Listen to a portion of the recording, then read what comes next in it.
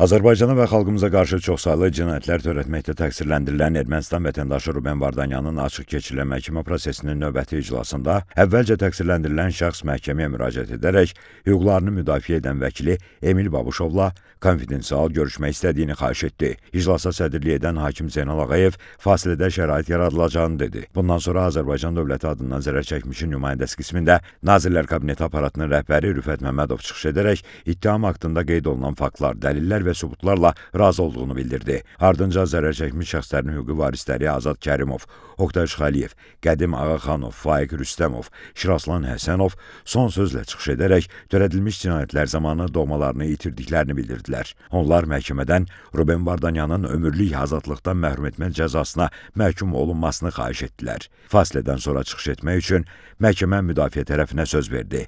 Əvvəlcə Ruben Vardanyanın müdafiəçisi Emil Babuşov müdafiə tərəfinin mövqeyini açıqladı.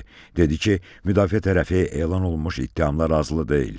Sonra məhkəmə replika hüququndan istifadə etmək üçün dövlət ittihamını müdafiə edən prokurorlara söz verdi.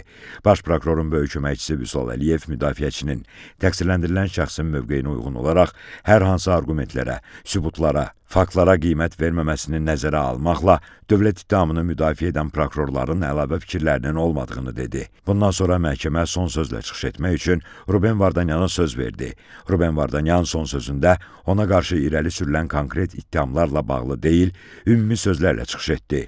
Azərbaycan Respublikası Cinayət Məcəlləsini oxuduğunu, saxlanıldığı 2 ildən artıq müddətdə Azərbaycan poeziyasını özü üçün kəşf etdiyini dedi.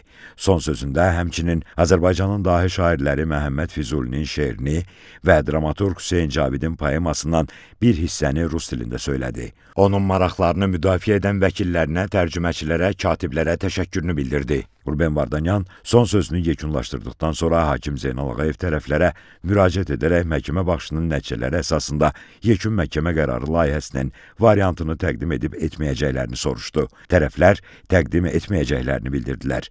Bundan sonra hakim Zeynal Ağayev məhkəmə baxışının başa çatdığını elan etdi. Hakimlər yekun qərar qəbul etmək üçün müşavirəyə getdilər.